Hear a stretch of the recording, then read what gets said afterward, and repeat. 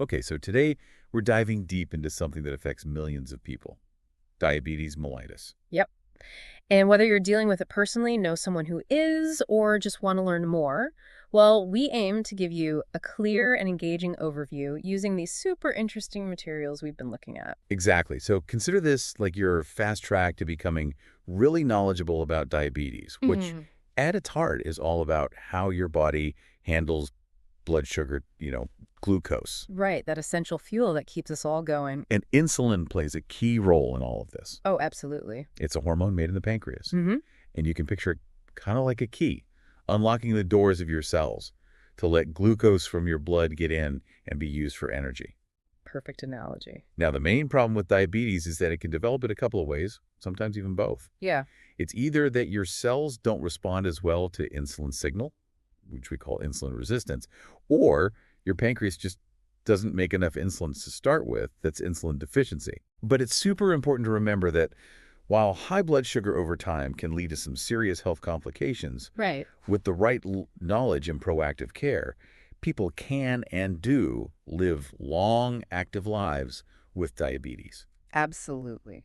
So to really get this, let's start with a basic question. Okay. What's actually going on inside the body when all of this is happening? Okay, so when you eat, right, your body breaks down those foods into glucose, Uh-huh. which then goes into your bloodstream. Right. And this is a normal and vital part of how we get energy. Exactly. And like we said, insulin's job is to help that glucose move from the bloodstream into your cells. Hmm. Think of it like a specific key for a specific lock, Yeah. Insulin's the key that opens the cell door to let the glucose in. Now, Exactly. with insulin resistance, it's like the lock on those cell doors has gotten a little bit, I don't know, sticky or Yeah. something. Yeah. The insulin's still there trying to do its job, but the cells just aren't responding as easily. Right. So the glucose can't get in as easily and starts to build up in the blood. Exactly. And then on the flip side, with insulin deficiency, it's more like the pancreas just isn't making enough of those keys, not enough insulin to unlock all the cell doors. Mm-hmm. So again, the glucose stays in the bloodstream because there's not enough insulin to help it get into the cells. Right. And if this high blood sugar sticks around for a long time, that's where the risk of health problems really goes up. Makes sense. It's like having way too much sugar in a delicate system. Right. It can potentially damage different parts of the body. Okay, so we've got the basic mechanics down. Yeah.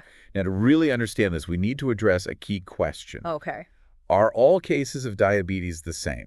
Well, Because it turns out there are three main types we should know about. right. So first up is type 1 diabetes. Okay. And what's interesting here is that this is an autoimmune condition, Okay. meaning your body's defense system mistakenly starts attacking its own healthy cells. Huh. And in this case, it targets and destroys the insulin-producing cells in the pancreas. So it's like the body's own security system is misidentifying the good guys and taking them out. Exactly. Wow. So as a result, the body stops producing insulin altogether. Oh, wow. So people with type 1 diabetes have to get insulin from an outside source, typically through injections or an insulin pump to manage their blood sugar. Okay.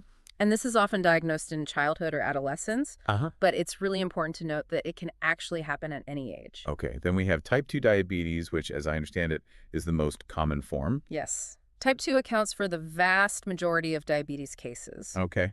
And the key here is that it usually involves a combination of those two issues we talked about, Uh-huh. insulin resistance, where the cells don't respond properly to insulin, and the pancreas just not producing enough insulin to keep blood sugar in a normal range. And this is where lifestyle factors like diet, physical activity, and body weight can really play a role. Absolutely. Yeah, it's more commonly diagnosed in adults, but we're seeing it more and more in younger people these days, Yeah, unfortunately. which really highlights the impact of our modern lifestyles. Right. Okay. And then the third type is gestational diabetes. Right. And this one's unique because it develops during pregnancy in women who didn't have diabetes before.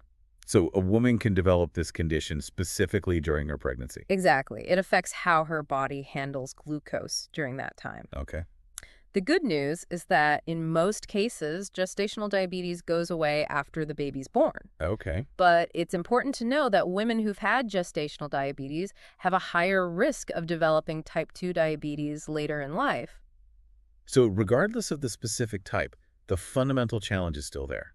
Yeah. Unmanaged high blood sugar. Right. So how do you know if you might have diabetes? Right. What are some of the signs your body might be sending? This is a really important point because early detection can make a huge difference in the long run. Okay. There are a bunch of common symptoms that could point to diabetes. Like, what should we be looking out for?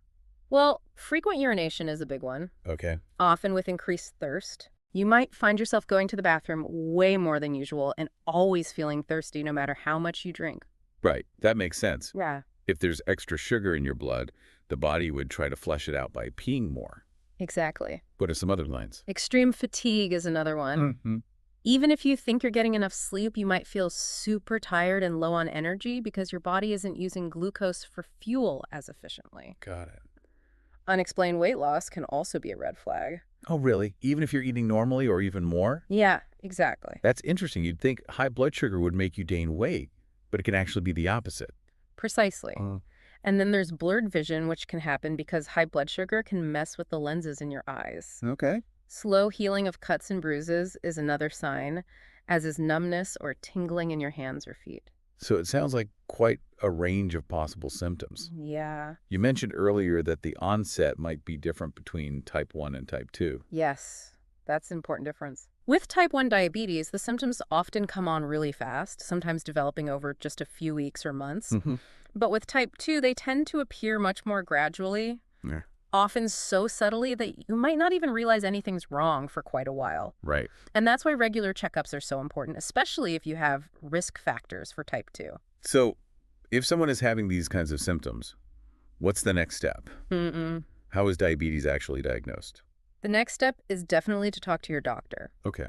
They can use simple blood tests to see if you have diabetes, like the fasting blood glucose test. This measures your blood sugar after you haven't eaten or drank anything except water for at least 8 hours. Okay, so that gives a baseline reading of blood sugar levels. Exactly. What other tests are there? There's also the oral glucose tolerance test, or OGTT. Okay. For this one, you fast overnight and then you drink a sugary drink. Uh-huh. And your blood sugar is checked at certain times over the next 2 hours to see how your body processes that sugar. So that gives a more dynamic picture of how the body handles sugar. Right. And I remember you mentioning another test that looks at long-term blood sugar control. Yeah, the A1C test. Mm-hmm. What's cool about this one is that it doesn't just show your blood sugar at one point in time. Right. It shows your average blood sugar level over the past 2 to 3 months. Okay. It does this by measuring the percentage of hemoglobin, a protein in your red blood cells that has glucose attached to it. Huh. This gives a really good overview of your blood sugar management over time. So once diabetes is diagnosed, what does that actually mean for someone's life? Mm-hmm. In terms of managing the condition? Right. Because it can seem pretty overwhelming at first. It can, yeah. But the good news is that people with diabetes can totally live healthy and fulfilling lives. Okay. The key is to be proactive and manage your blood sugar levels effectively. So what are the main strategies for doing that? Well, insulin therapy is a must for people with type 1 diabetes because their bodies don't produce any insulin at all. Okay. It's also an option for some people with type 2. Okay. This usually involves either taking insulin through injections, using a needle and syringe, or using an insulin pump, which delivers insulin continuously throughout the day. Right. And the specific insulin plan is always personalized to each individual's needs. And for type 2, I know there's also the option of oral medications. Right. How do those work? There are different types of oral medications for type 2. Uh-huh. Some help your body use the insulin it's still making more efficiently. Okay. Basically tackling the insulin resistance we talked about. Right. Others work by making the pancreas produce more insulin. Okay. Some common examples of these medications are metformin, sulfonylureas, and DPP-4 inhibitors. And beyond medication, I imagine lifestyle changes play a huge role too. They're absolutely crucial. Yeah. A balanced diet is super important. Right. This usually means focusing on whole grains, lots of veggies, lean protein, and healthy fats. Okay. The goal is to eat foods that release glucose slowly and steadily, so you avoid those big spikes in blood sugar. So it's about moving away from processed sugary foods and towards more natural whole foods. Exactly. What about exercise? Regular physical activity has tons of benefits. It helps improve insulin sensitivity, meaning your cells become more responsive to insulin signals, Okay. and it also directly lowers blood sugar levels. Okay. Things like walking, swimming, or any kind of movement you enjoy can really make a difference. And I know monitoring blood sugar is really important for managing diabetes too. Oh yeah, for sure. So how's that usually done day to day? So usually it involves using a little device called a glucometer Okay. to test a drop of blood, often several times a day. Uh-huh. But more and more people are using continuous glucose monitors or CGMs. Okay. These are small devices you wear that track your glucose levels constantly, Okay. giving you much more detailed and continuous data. That sounds incredibly helpful for managing blood sugar and spotting trends. And I imagine living with diabetes also involves a lot of learning and needing support. Definitely. Education is key. Okay. Understanding how things like food, exercise, stress, and illness can affect your blood sugar Mhm. really empowers people to make informed decisions about their care. Right. And support networks, whether they're in-person groups or online communities, can provide incredible emotional and practical support. Yeah. Connecting with others who are going through the same thing can make a big difference in feeling less alone and learning from each other. So it really sounds like a multifaceted approach, Yeah. a combination of medical treatment, lifestyle changes, and ongoing education and support. Exactly.